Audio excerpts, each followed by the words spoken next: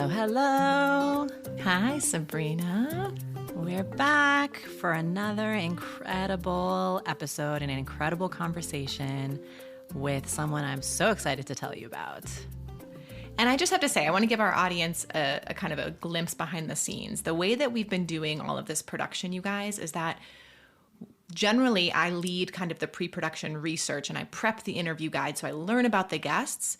But then whoever is carrying on the interview doesn't really disclose much to either Sabrina or myself, the other co-host.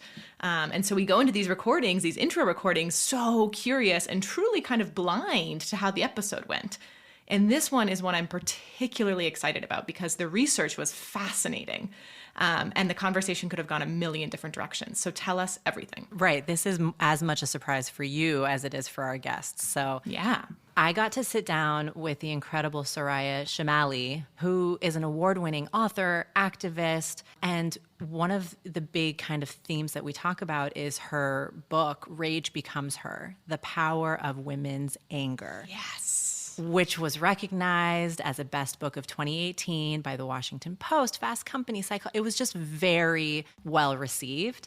And it is fascinating to have a conversation with someone who is extremely knowledgeable and well-researched about how women's tendency and societal pressure to push down our anger or to not deal with our anger in productive ways has really impacted us, has completely changed the trajectory of how we live our lives, what our relationships look like, how we can raise our children, in healthier ways, the whole thing.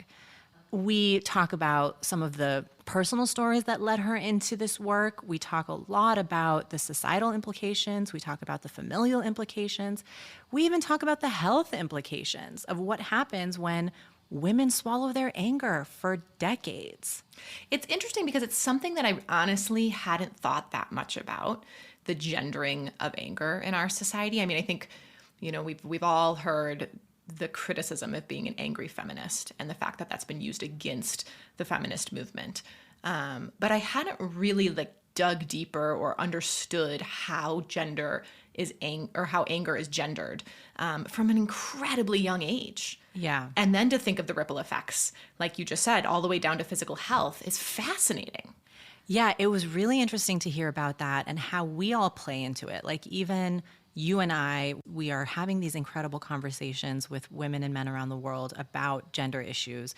I think we both consider ourselves pretty open-minded around these issues, and yet we're both raising daughters and completely repeating these same things for them. And I even acknowledge that in this episode. I acknowledge how sometimes I get frustrated with my emotional daughter and I try to tell her to swallow it, in different ways. How we don't allow for our girls and our boys to really experience those emotions, those kind of feelings in the ways that they need to, right? Well, in the full spectrum of those feelings, right? Like we silence different ones in different genders in a very fascinating way. That's right. And another interesting thing that came up was not just the gendering of anger, but the racialized gendering of anger, which we see so prominently in society. But it's not something that we really talk about that much. I think maybe a little bit more now than in years past. But you talk about the stereotypes of the angry Black woman or the spicy Latina or the whatever it is, all of these stereotypes that just continue to push these things forward in society, and we're not dealing with it. But something that Soraya says that I think is so important that we really just need to bring back is that anger is actually a valuable tool in our relationships. And that's something that I was really fascinated by. I mean, she really talks about it as a defense mechanism. In the research, I remember her saying, the feeling of anger is you protecting yourself and standing up for yourself. And to squash that only makes you more vulnerable. And yet society is teaching women at large, but then certainly women of different races to do that more and more. Yeah, it was really just such an interesting topic, something that I don't think for either of us has been so top of mind, but when you bring it to the forefront, it's like, wow, yeah, that resonates. And it feels so prevalent when you start talking about it. So here we are talking about it. Take a listen.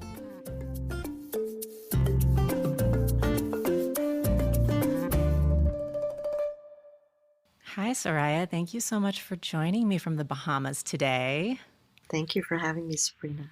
I am very excited about this conversation, and I have to just set the stage for our listeners that this is a conversation for all of the girls and women out there who were ever told to tone it down, that they were being too much, too loud, too aggressive, too anything, right? All of the twos, and who were told to smile when they didn't feel like smiling, who were told that their anger wasn't warranted, all of those things. And I just love so much how you framed this conversation and how you framed this narrative. So I'm really excited to dig in. I want to start by asking you to take us back and tell us more about your story, about specifically the story of your mother throwing plates. But I also want you to set the stage of your upbringing a little bit.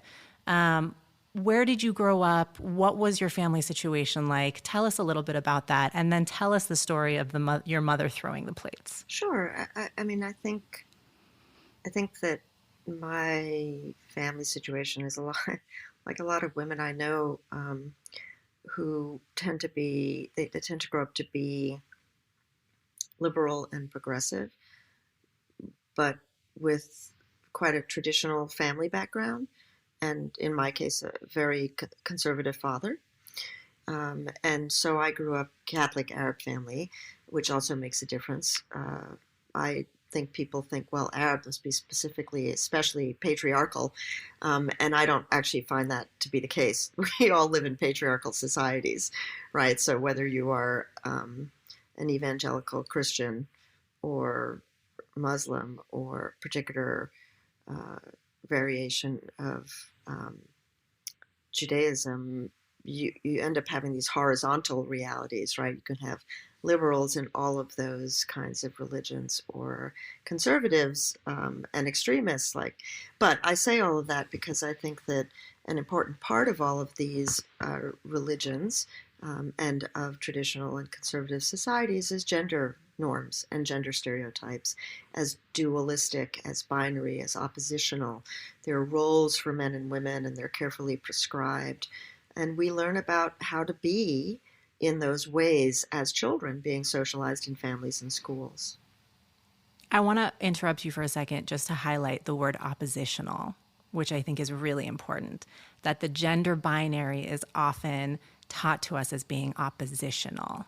That's very poignant. That's very poignant and something that we're not always so consciously aware of. Right, and I think that's because we learn to think of it, as a lot of religions, again, will say, as complementary, right? As making a whole, but in fact, it's not complementary, it is oppositional. Because, to be a little boy, for example, and to embrace feminine aspects of your personality or your interests or your habits will literally lead to your probably being terribly bullied, and so if gender norms and gender kind of I say this carefully, but gender ambitions for children were genuinely complementary, then we wouldn't see that kind of prohibition on embracing those aspects of yourself that are theoretically the wrong gender. And for girls, that's anger.